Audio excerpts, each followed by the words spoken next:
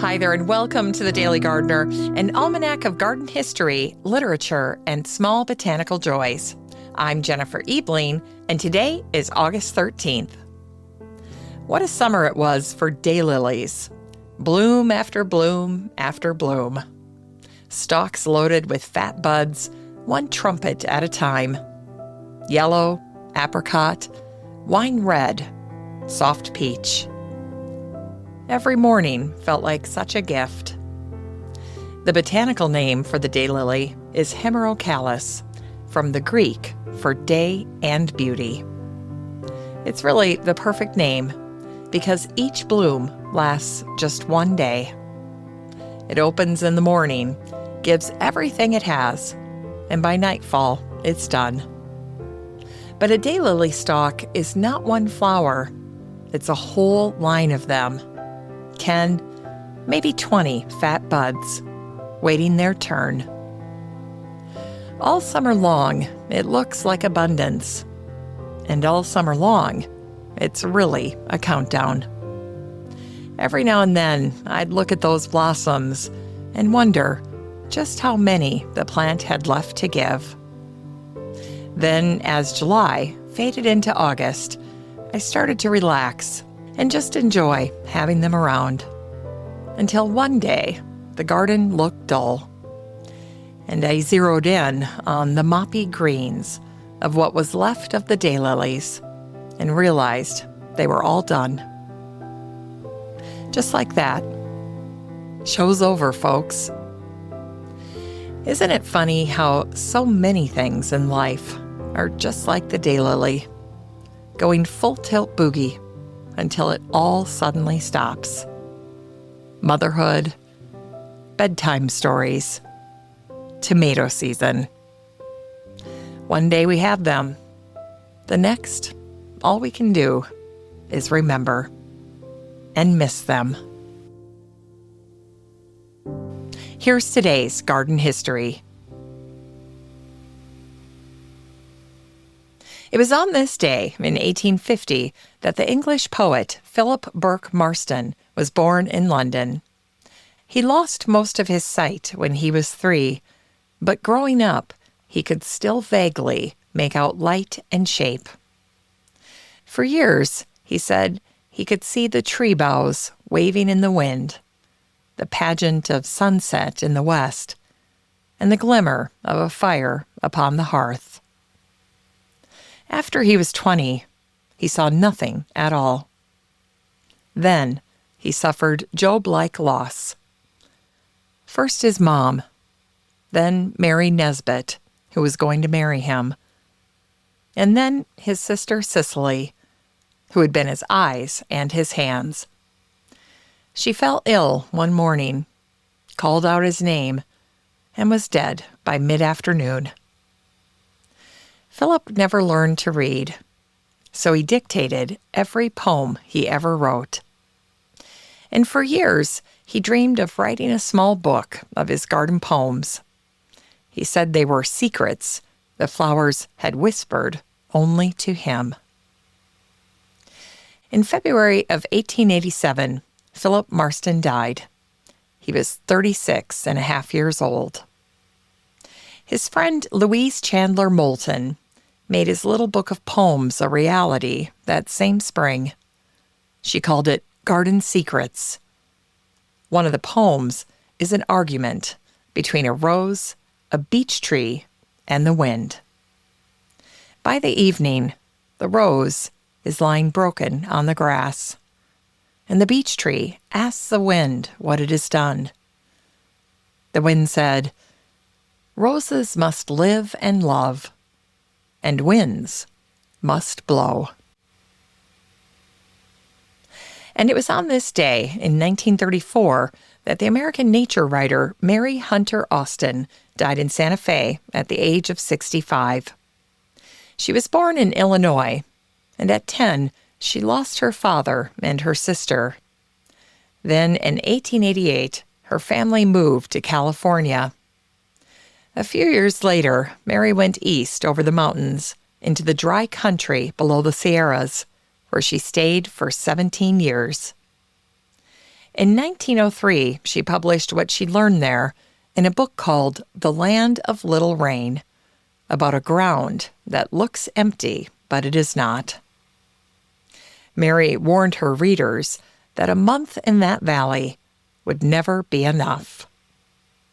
She said, "One must summer and winter with the land, and wait its occasions. Pine woods take 2 and 3 seasons to the ripening of cones. And roots lie by in the sand 7 years, awaiting a growing rain. And firs grow 50 years before flowering." After Mary's book came out, the city of Los Angeles took all the water from the place she loved the most. And when she lost her battle to save it, she moved to Carmel and then on to Santa Fe. Her California valley never came back, and her book has never been out of print. And it was on this day in 1945 that the American children's writer Carroll Watson Rankin died in Marquette, Michigan, at the age of 81. She was hired as a local newspaper reporter when she was 16 years old, but she gave up the job when she got married. Years later, she started crafting a story for her children that eventually became a book called Dandelion Cottage. In it, 4 girls find an old cottage abandoned behind a church. The yard is full of weeds, and though the neighbors have complained, the parish cannot afford to take care of it.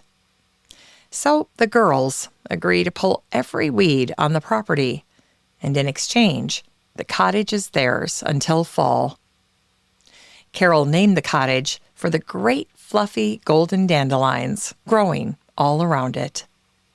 Today in Marquette, the cottage still stands, and someone calls it home.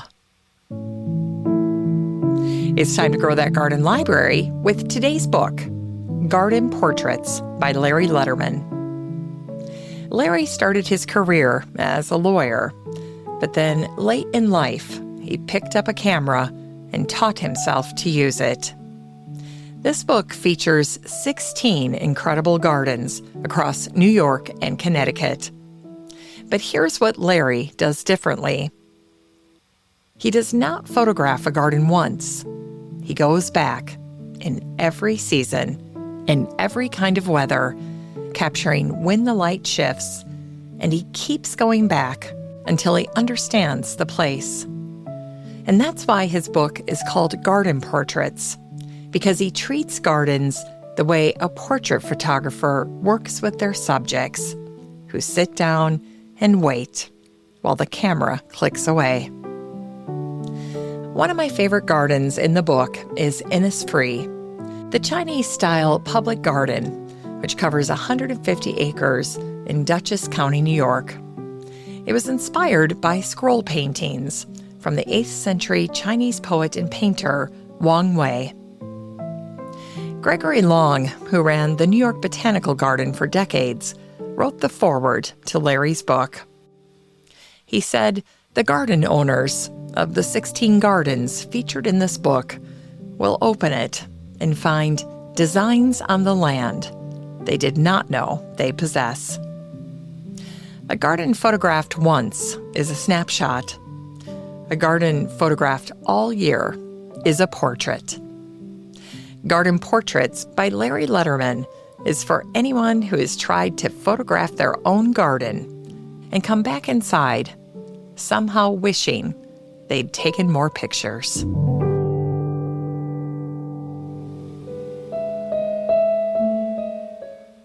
And finally, here's something sweet to ignite the little botanic spark in your heart. It was on this day in 1855 that the British botanist Hewitt Cottrell Watson wrote a letter to the great Charles Darwin. Hewitt had trained in medicine at Edinburgh, but he never married or held a job. Instead, he inherited money at 21 and quit his law career on the spot. Darwin sent him a list of British plants and had asked him to go through the list of species and mark the ones that were similar or different. Hewitt marked the list, but then he told Darwin that the job was tougher than it first seemed, all because he didn't actually know what Darwin meant by the word species. Hewitt said that in practice, a species was only an idea of the mind, and like all ideas, people approached plant species quite differently. When it was all said and done, Hewitt claimed there were basically two camps of people: lumpers and splitters.